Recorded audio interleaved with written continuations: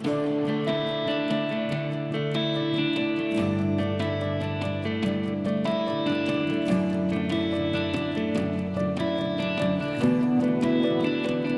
a beaucoup parlé des transferts dans tous les forums internationaux.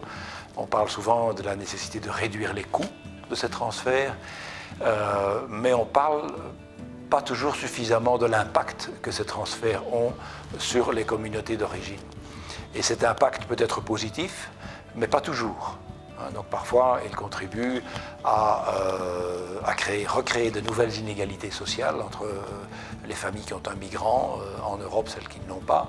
Une partie de ces transferts peut être utilisée à de la consommation de luxe, et même lorsqu'elles servent bien sûr à permettre aux familles à échapper à la misère, en leur permettant d'avoir accès à des soins de santé, à l'éducation, à manger, à se nourrir. Bien sûr, c'est positif puisque ça permet à ces familles de sortir de la misère, mais ça ne veut pas nécessairement dire que ces transferts sont mis à contribution pour le développement durable d'un pays.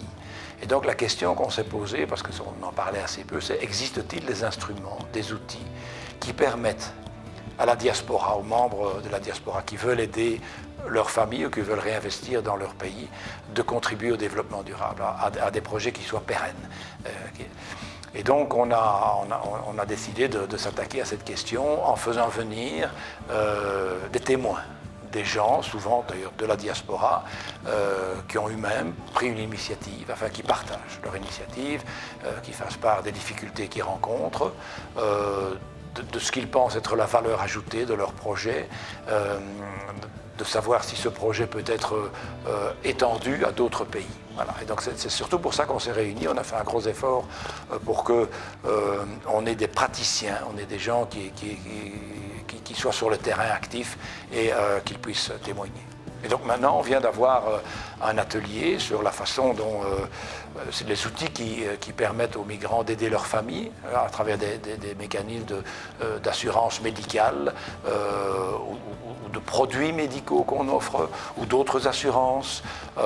Et je dois dire qu'on a eu un échange tout à fait passionnant avec d'une part 4 représentants de ces initiatives qui sont les fondateurs des initiatives, les PDG, et puis les représentants des gouvernements, surtout africains, mais aussi, bon, moi je représente un gouvernement européen, qui étaient là pour écouter leur message. Voilà. Et donc je crois qu'on va arriver à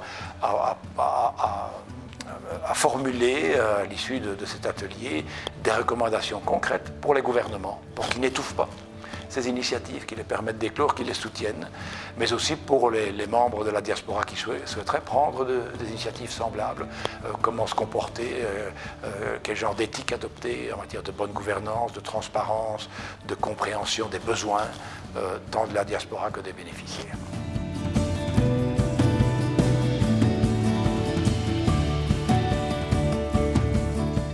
D'abord, il y a le fait que nous avions la présidence du processus de Rabat, donc la responsabilité de faire en sorte que ce processus produise des résultats concrets.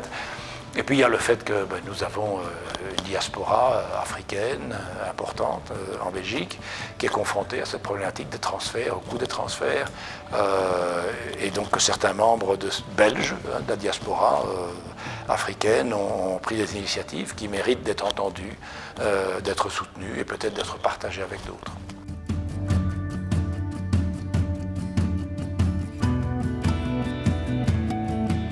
Le projet Solidarco, donc une assurance de santé solidaire qui a été mise en place par la diaspora congolaise de Belgique avec l'aide, avec l'appui des mutualités socialistes de Belgique. Le caractère innovant, c'est qu'il y a beaucoup d'initiatives sur les mutuelles de santé qui ont vraiment avorté, qui n'ont pas bien marché. Et Solidarco est arrivé donc avec une proposition de prendre 7 personnes en charge en Afrique, des proches, et de payer donc l'adhérent en Belgique ou ailleurs, parce que nous pouvons aller maintenant partout en Occident pour adhérer sur Solidarco, et payer 30 € par mois pour 7 personnes. Et donc ce qui est innovant aussi, c'est que nous sommes basés sur un très bon réseau de santé. Donc le bureau diocésain des œuvres médicales du diocèse catholique de Kinshasa.